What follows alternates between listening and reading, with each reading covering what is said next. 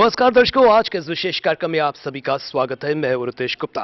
दर्शकों, जैसे कि हम सब जानते हैं कि टीम जम्मू ने एंटी ड्रग्स के तहत एक मुहिम छेड़ी थी और उस मुहिम के तहत विभिन्न जिलों में उन्होंने रैलियों का आयोजन किया। न केवल रैलियों का आयोजन किया बल्कि उन रैलियों में बढ़ चढ़कर जो है लोगों ने हिस्सा भी लिया, लोग शामिल भी हुए और लोगों ने भी जो है एकजुट होकर ये आवाज दी कि हमें जो है हमारे समाज से जो है नशा मुक्त जो है समाज को बनाना है। इसी तहत जो है आज टीम जम्मू जो है पंजाब के रिहेबिलिटेशन सेंटर्स का दौरा कर रही है ताकि जो लोग भटक चुके हैं उन्हें पुनः जो है जीवन की पटरी पर लाया जा सके। आज के अंक में हम आपको लेकर जा रहे हैं पंजाब के जिला मोगा में और दौरा करते हैं यहां नशा मुक्त केंद्र का और जानते हैं कि किस तरह की वर्किंग की जाती है, किस तरह की प्रोसीडिंग्स हैं यहां पर और किस तरह से जो भटक चुके हैं उनको किस प्रकार से जो है जीवन की पटरी पर लौटाया जाता है।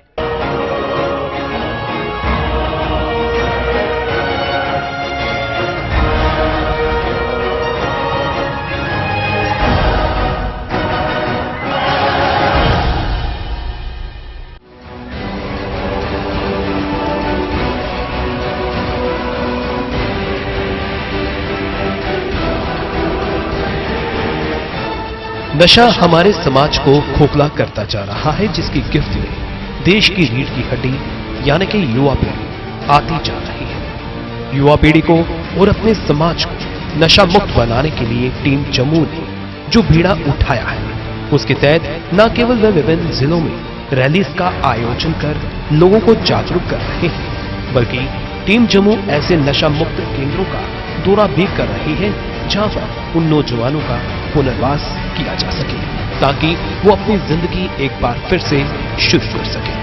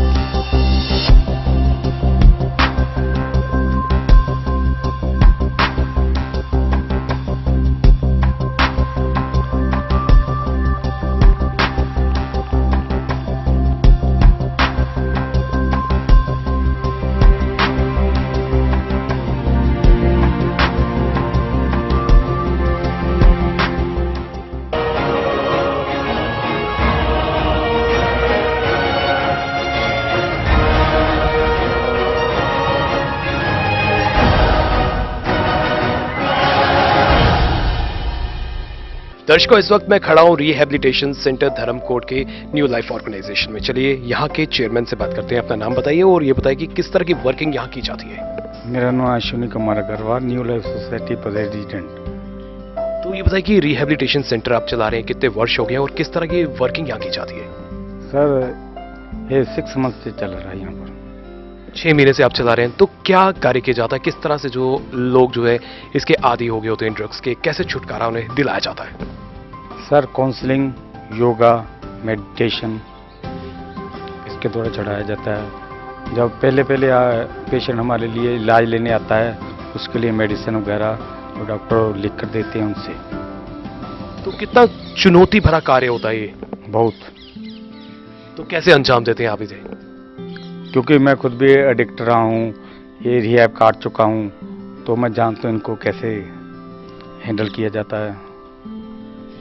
तो कैसी वर्किंग रहती है आपकी? कितनी कठिनाई आती है आपको? कठिनाई हर पेशेंट से नहीं होती है, कोई कोई होता है जिससे कठिनाई ज्यादा आती है। विशेष बारीकियों का क्या ध्यान रखते हैं आप? जब भी कोई नया पेशेंट आता है तो उसको क्या विशेष बारीकियां देखते हैं? वो नशा कितना लेता है, क्या करता है, क्या वो उनसे फैमिली से बात करते हैं, क्या क्या कर रहा था, उसके द्वारा उसका इलाज किया जाता है। और सहयोग की बात करते हैं, क्या सरकार की तरफ से कोई सहयोग मिलता है? नहीं सर, सरकार से उसको कोई सहयोग नहीं मिलता।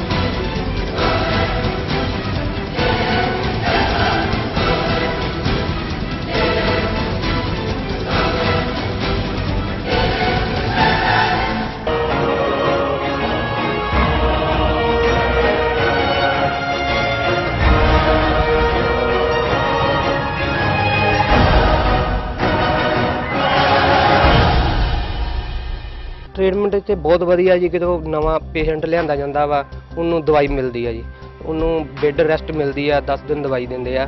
ਜਦੋਂ ਉਹ ਠੀਕ ਹੋ ਜਾਂਦਾ ਫਿਰ ਸਾਡਾ ਫੈਮਿਲੀ ਹਾਲ ਆ ਜੀ, ਫਿਰ ਉੱਥੇ ਉਹਨੂੰ ਸ਼ਿਫਟ ਕੀਤਾ ਜਾਂਦਾ ਜੀ। ਫਿਰ ਉੱਥੇ ਨਾਲ ਸਾਰੇ ਮੁੰਡਿਆਂ ਦੇ ਰਲ ਕੇ ਰਿਹਾ ਜਾਂਦਾ ਜੀ। ਉਹ ਫਿਰ ਵਧੀਆ ਖਾਣਾ ਪੀਣਾ ਸਭ ਕੁਝ ਵਧੀਆ ਜੀ ਇੱਥੇ, ਫਿਰ बहुत बढ़िया जी। बस बाकी इलाज लेने लिए बढ़िया जी ये सिस्टम।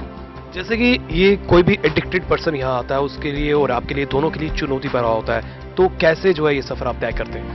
सफ़र तय ही ऐसे है जी कि नवा पेशेंट लिया जाता जी, वो पहला निगरानी वास्ते 2 मुंडे रहिंदे जी, कि 10-15 दिन उन्होंने हो जाते हैं जी। मुड़ के उन्होंने कल्ले फैमिली दे विच रहन लई छड्डिया जांदा जी। मुड़ के हौली हौली आपे सही हो जाते हैं। पहला किहड़े उन्हां दे मन च ख्याल चलते हैं जी, 15-20 दिनों बाद वो सही हौली हौली हो जाता जी। बाद में वो आपे फिर अच्छा करने लगता। तो एक जो एडिक्टेड पर्सन है उसको कितना समय लग जाता है कि वो अपनी जिंदगी की पटरी पर लौट आए? ये जी वैसे तो ट्रीटमेंट हैगा जी 6 महीने का, कईयां नूं साल भी लग जाता जी। वैसे ट्रीटमेंट इत्थे 6 महीने का जी। तो 6 महीने में आपको लगता है कि जो भटक चुके हैं वो दोबारा आ जाएंगे, अपनी जिंदगी दोबारा जी सकते हैं? हाँ जी, लगता तो है। बाकी उन्होंने फैमिली की सपोर्ट होवे फिर आ सकता, जब फैमिली ना उन्होंने साथ दे फिर नहीं आ सकता जी। जब फैमिली सपोर्ट दे तो बंदा 6 महीने वधिया आपदी परड़ी पर आ सकता जी।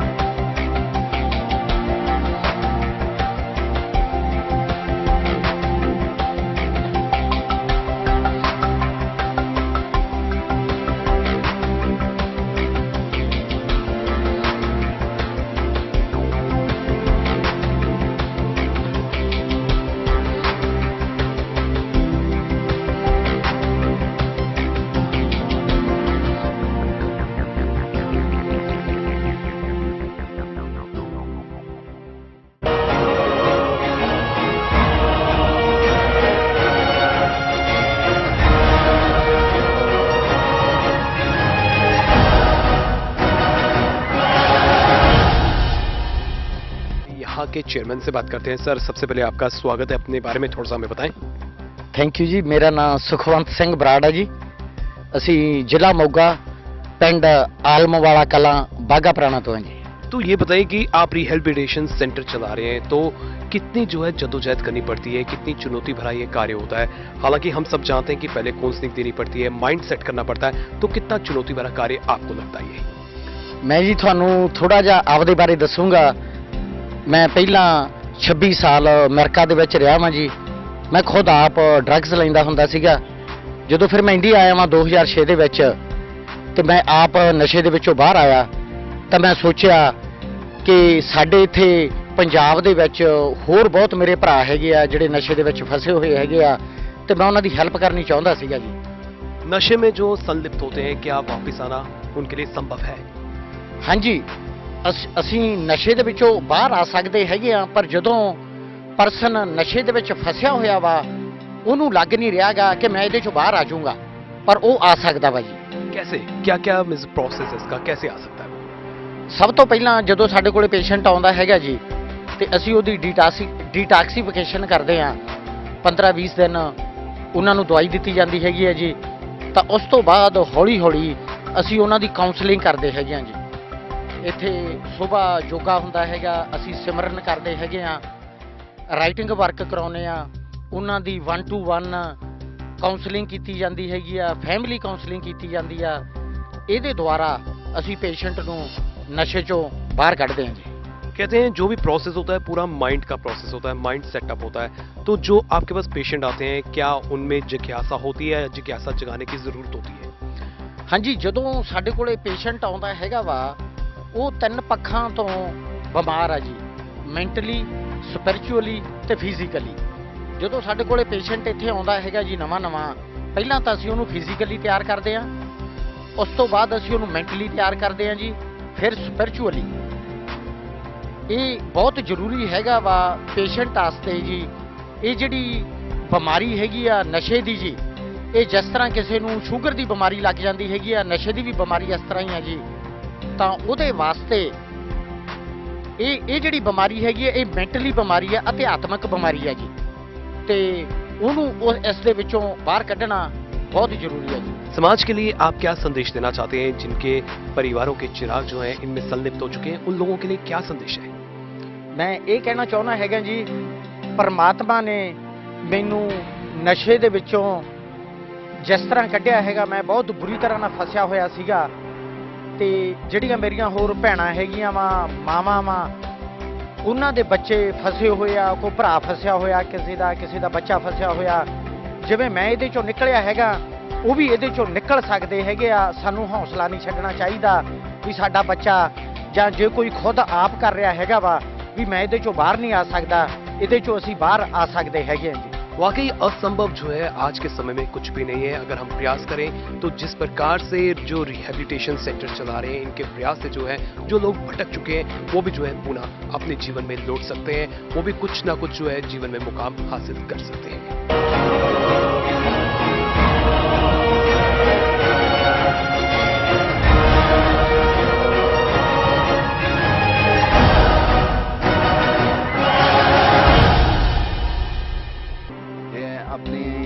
पेशेंट की कंसंट्रेशन है, कितनी जल्दी वो मेडिसिन यूज़ करता है या कितनी कम समय में वो छोड़ता है। इसके साथ साथ मेडिसिन के अलावा यहाँ पर yoga, meditation, physical exercise, bhangra session, counselling classes, just for today, thought, सब कुछ है। इसमें सारा दिन प्रॉपर शेड्यूल बना हुआ है। इसके हिसाब से सुबह हम 5:30 बजे उठ जाते थे। उठना भी कोई नहीं उठाता था, 3 ताड़ी बजती थी अगर उठ पे, नहीं तो थोड़े ही काम करना पड़ता था जैसे सेट किया हुआ भाई जी उन्होंने जो रूल हैं सेंटर के उसके हिसाब से। तो बहुत बढ़िया शेड्यूल है। 5:30 हम उठते थे, सभी बाथिंग करते थे, ब्रश वगैरह, फिर उसके बाद टी मिलता था, फिर उसके बाद भगवान का नाम लेते थे आधा घंटा, भगवान का नाम लेकर फिर हम ब्रेकफास्ट करते थे। फिर जैसा एज पर शेड्यूल हम फॉलो करते थे, जैसा शेड्यूल डेली का वही शेड्यूल। और सैटरडे संडे हमारा वीकेंड होता था जिसमें हम मूवीज़ वगैरह देखते थे और अपना फन करते थे। आज की लाइफ और पहले की लाइफ में कितना अंतर महसूस कर रहे हैं आप? मेरी आज की लाइफ बहुत बढ़िया है, पहले से बहुत टोटली चेंज हो चुका हूँ मैं। मुझे अब एहसास होता है जो मैंने पास्ट में गलतियाँ की हैं वो मुझे अब एहसास होता है। जब मैं पहले एडिक्ट था तब मुझे एहसास नहीं होता। जब मुझे किसी ने कहना तुम ऐसे मत करो, ऐसे मत करो, ऐसा ना किया करो, तो मुझे गुस्सा आता था। लेकिन अब जब मुझे कोई भी पहली गल तो बोलता ही नहीं, क्योंकि मैं अब नशे से दूर हूँ। दूसरी बात, अगर मुझे कोई भी बोलता है तो मैं गुस्सा नहीं करता, उसे निम्रता से सुन लेता हूँ और उसको फॉलो करता हूँ। पहले मुझ में निम्रता बहुत कम थी, अगर मुझे कोई बोल देता तो मैं उसके साथ गुस्से में पेश आता था। लेकिन जब मैं एडिक्शन से बाहर आया हूँ तो मुझे ये भी एहसास हुआ भाई जो काम निम्रता से हो सकता है वो गुस्से और अहंकार से नहीं हो सकता। इसलिए मैं सभी के साथ बड़ी सहनशीलता और निम्रता से पेश आता हूँ। और पहले से अब मेरी लाइफ बहुत बढ़िया है, क्योंकि अब मैं बहुत ज़्यादा टाइम फैमिली के साथ और इस संस्था के साथ स्पेंड करता हूँ। और मेरा सोसाइटी बहुत बढ़िया है। और मैं वो जो पहले थे मेरा फ्रेंड सर्कल था वो मैंने छोड़ दिया। अब मेरे जो स्पेंड होता है टाइम वो अच्छे लोगों के साथ होता है, इसलिए मेरा बहुत बढ़िया पहले से बहुत बड़ा टाइम स्पेंड हो रहा है और आस करता हूँ हो फ्यूचर बढ़िया होगा और मैं जॉब वगैरह फॉलो करूँगा। बहुत खूब। जी हाँ दर्शकों, अगर हम भारत धरती की बात करें, भारत जो है ऋषि मुनियों की जो है देन है और इस धरती पर जो है तरह तरह के लोग भी होते हैं। हम कई बार देखते हैं कि लोग जो है अपने मार्ग से भटक जाते हैं, लेकिन ये हमारा दायित्व बनता है जो लोग भटक चुके हैं उनकी रिहेबिलिटेशन जो है वो की जाए। यहाँ पर ऐसे सेंटर्स हैं, इन सेंटर्स पर जो है इनको लाया जाए ताकि ये अपना जीवन जो है सुधार सकें और दोबारा जो है मानव जीवन पर आए और जो मानव जीवन का मकसद है वो प्राप्त कर सके।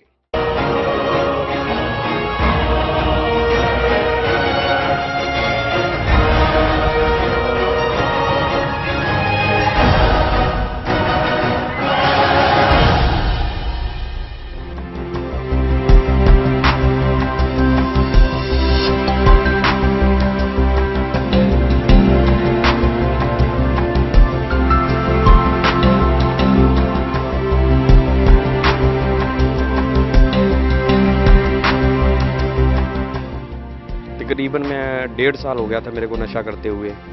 उसके बाद मैं बहुत कमज़ोरी महसूस करने लगा था कि मैं इसके बगैर रह नहीं सकता। लेकिन मेरे फ्रेंड ने मेरे को बताया कि तू अगर मैं निकल सकता हूँ इस नशे से, तू भी निकल सकता है। फिर उसने मेरे को ये रास्ता दिखाया। मैंने कई हॉस्पिटलों से मेडिसिन ली लेकिन मेरे को कुछ फ़र्क नहीं पड़ा।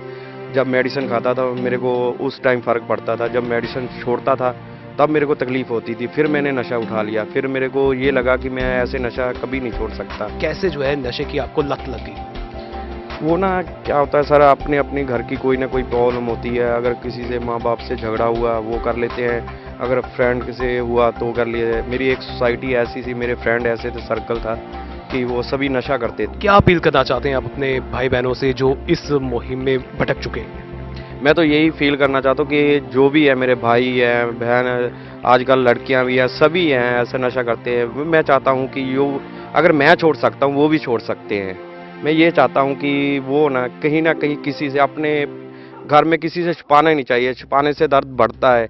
लेकिन आप जब भी ऐसी स्थिति में होते हो ना, अपने पेरेंट्स से बात करो। ऐसे गलती तो इंसान से ही होती है ना, एक बार तो सभी मौका देते हैं। अपने माता पिता भी भगवान की तरह ही हैं। अगर हम छोड़ सकते हैं वो भी छोड़ सकते हैं।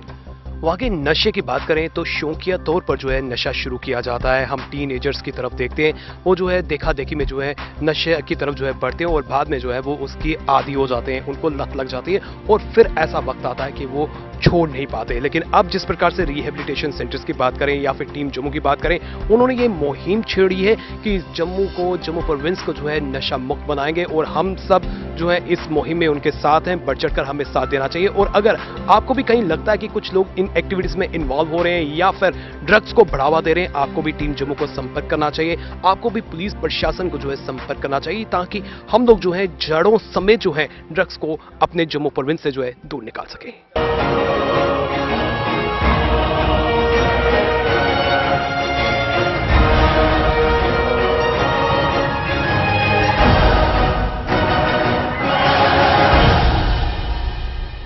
नशे की हम रात को निंद्रा चाहते थे। जब ट्रक चलाते थे तो हम नींद आने की वजह से हमने नशा उठा लिया। तो थोड़ा पहले तो आस्ते आस्ते करते थे, फिर दिन भर दिन बढ़ता ही गया। आस्ते आस्ते हमारी ज़िंदगी बर्बाद हो गई थी नशे में। तो क्या घर वालों ने आपको रोका नहीं या तो किसी ने मना नहीं किया? घर वाले रोकते थे। उस टाइम हम बहुत प्राइवेट इलाज करवाते थे डॉक्टर से, कभी कभी उससे हमारा कोई फर्क नहीं पड़ा। हम महीने 15 दिन बाद में नशा लग जाते थे। जब हम अपने भरा के साथ ऐसे नशा छुड़ाऊ केंद्र में आए तो अंदर 5 महीने ट्रीटमेंट लिया तो हम नशे से बाहर आए। हमको अपने आप को कुछ ज़िंदगी का सुधार मालूम हुआ कि अच्छी ज़िंदगी जीने का मज़ा है। जो पहली ज़िंदगी नशे में जी रहे थे वो बहुत बुरी ज़िंदगी थी। तो जिससे कि आपने बताया कि आप हेबिलिटेशन सेंटर में आए थे, तो कैसे आपका सेंटर में जो है आगमन हुआ था, कि कौन लेकर आया था आपको यहाँ? हमारा भाई हिमाचल में लगाया था, नंगल में। वहाँ हमने सब पहले इसने सेंटर काटा, बाद में हमने काटा। फिर आके आस्ते आस्ते हमने अपने सेंटर शुरू कर दिए।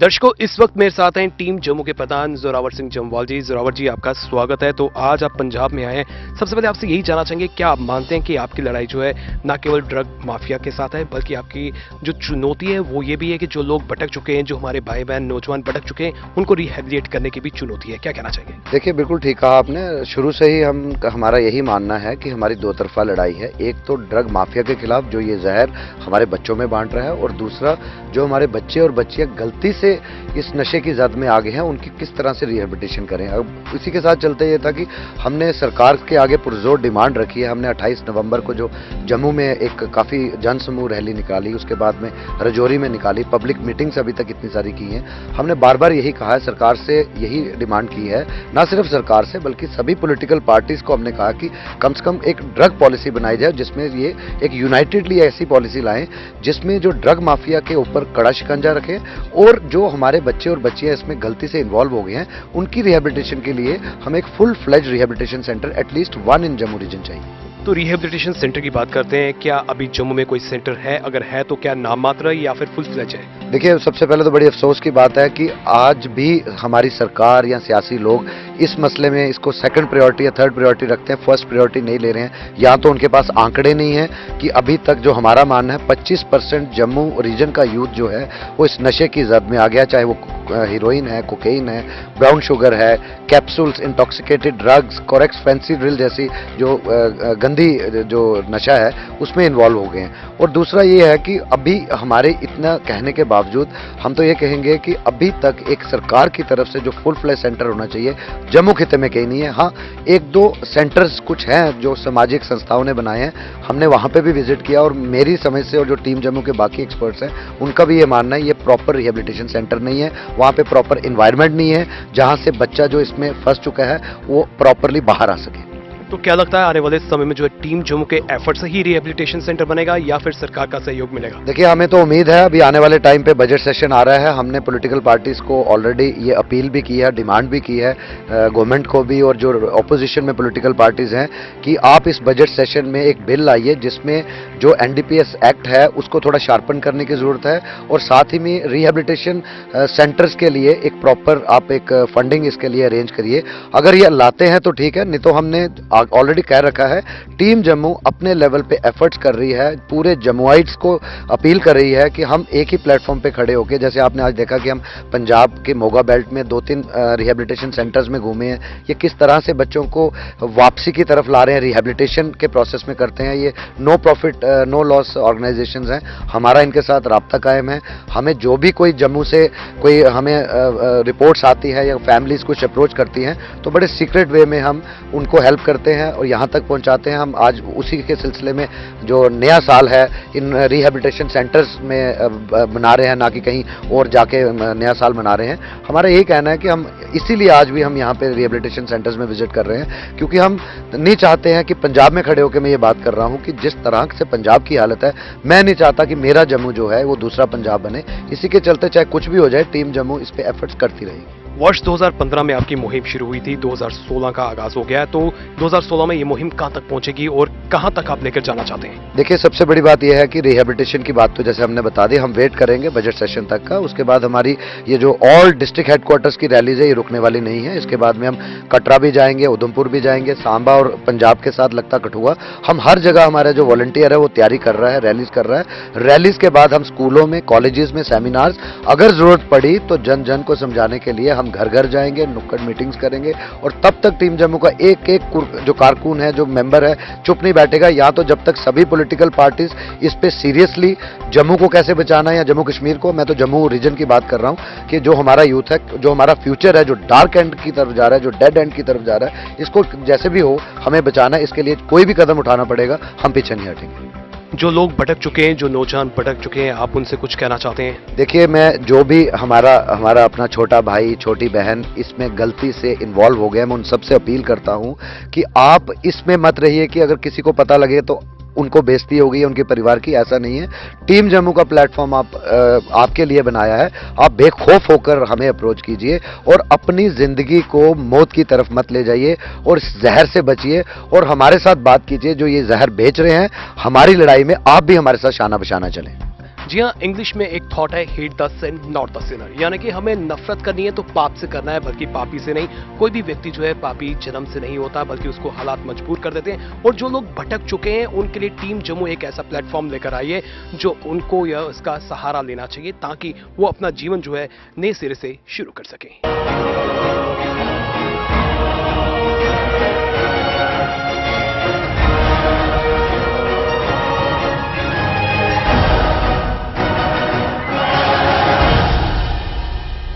तो दर्शकों, आज के इस विशेष कार्यक्रम में बस इतना ही। आज के अंग में हम आपको ले गए थे पंजाब के मोगा डिस्ट्रिक्ट में, जहां हमने रिहैबिलिटेशन सेंटर्स का दौरा किया और पाया कि वहां पर किस प्रकार की ट्रीटमेंट दी जाती है, किस प्रकार से जो है काउंसलिंग दी जाती है, ताकि जो नौजवान भटक चुके हैं उनका पुनर्वास हो सके।